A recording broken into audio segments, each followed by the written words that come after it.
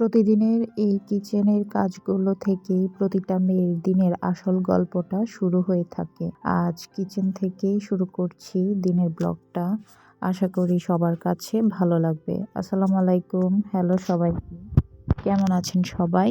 আশা করি সবাই ভালো আছেন। আমিও আলহামদুলিল্লাহ ভালো আছি। হঠাৎ করে এত শীত পড়েছে যে কোনো কাজ করতেও ইচ্ছা করে না। পানিতে হাত দিতে গেলে ভয় লাগে, কাজ করতে ভয় লাগে। তবুও তো প্রতিটা সাংসারিক মেয়েদের কাজগুলো থেমে থাকে না। এই যে আমার ঘরের কাজগুলো দিন শেষে আমাকেই করতে হবে। যতই শীত থাকুক, যতই অসুস্থ থাকি না কেন, আমার কাজগুলো আমাকেই করতে হবে।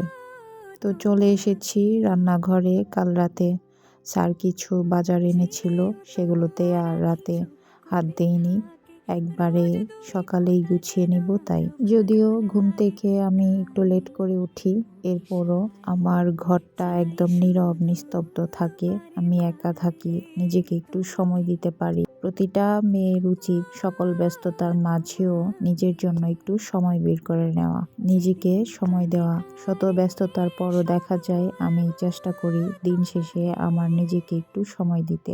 আর এই কাজটা আমি করি যখন স্যার বাসায় থাকে না।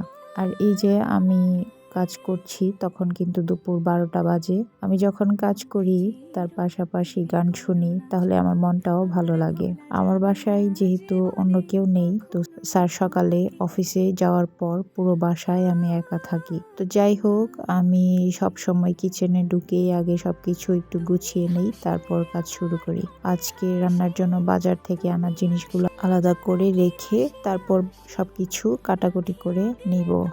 আর এখানে সবগুলো সবজি রান্না করব, তারপর টমেটো দিয়ে মাছের তরকারি রান্না করব। তো এখানে হচ্ছে গাজর, শিম, ফুলকপি, বেগুন, আলু সবগুলো কেটে ফুলকপিগুলোকে আমি লবণ দিয়ে অনেকক্ষণ ভিজিয়ে রেখে দিছি।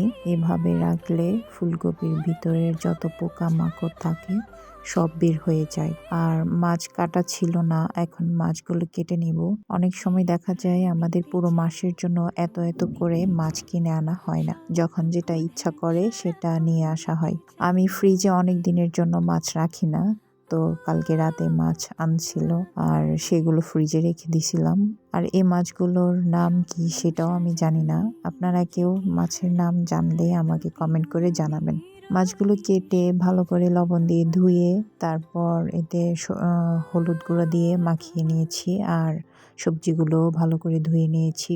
অনেকে সবজি ধুয়ে পরে কাটে, তো দেখা যায় আমি সবজি ধুয়ে কাটার পরেও আবার ধুই, নয়তো কেন জানি মনে হয় সবজিতে ময়লা লেগে আছে। আসলে কিন্তু সবজি ধুয়ে তারপর কাটাই উচিত, এতে সবজির গুণাগুণও বজায় থাকে। তো এখানে কিন্তু আমি মাছগুলো হলুদ দিয়ে মাখিয়ে তারপর সবজিটাও বসিয়ে দিয়েছি। আমি সবজি ভাজি করলে এইভাবেই করি, পেঁয়াজ কাঁচামরিচ একবারে কেটে দিয়ে একবারে বসাই দিই, আলাদা করে পেঁয়াজটা ভেজে নেই না। এভাবে সবজি ভাজি করলে, শুধু সবজি না যে কোনো ভাজি করলে এভাবে ভালো লাগে। আমার রান্নাঘরটা এতটাই ছোট, যার কারণে কাজ করতে অনেক সমস্যা হয়ে যায়। দেখা যায় জানালা বন্ধ করে রান্না করলে লাইট জ্বালানোর পরেও অন্ধকার লাগে, আবার জানালা খুলেও রান্না করা যায় না বাতাসের জন্য। তো বাতাস এড়ানোর জন্য আর জানালার গ্লাসটা যেন তেল মশলা দিয়ে নষ্ট না হয়, সেই জন্যই আমি এখানে এই কাপড়ের টুকরাটা দিয়ে রেখেছি।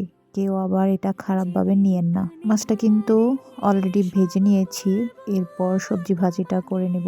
এক পাশে সবজি ভাজি হতে হতে অন্যদিকে মাছের তরকারিটা রান্না করে নিব। টমেটোর তরকারিটা কিভাবে রান্না করে সেটা আমি সঠিক জানি না, তবে পেঁয়াজ বাটা একটু ভালো করে ভেজে নিয়ে তারপর হলুদ মরিচ দিয়ে কিছুক্ষণ পর টমেটোটা দিয়ে দিই। আলাদা আলাদা করে কষাই না, আর ধনিয়া গুঁড়াটাও দেই না, তবে তরকারিটা খেতে কিন্তু ভালোই লাগে। দেখা যায় আমার বাসায় সারা বছরই টমেটোটা লাগে, আমি আবার সব কিছুতেই এটা ব্যবহার করি।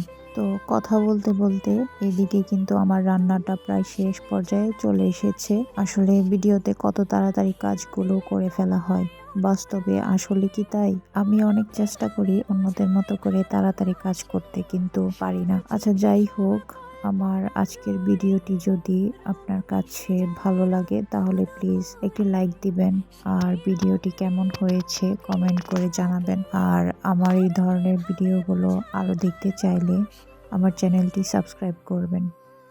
তো আজকের মতো এখানেই বিদায় নিচ্ছি। দেখা হচ্ছে নতুন কোনো ভিডিওতে। সবাই ভালো থাকবেন। আসসালামু আলাইকুম।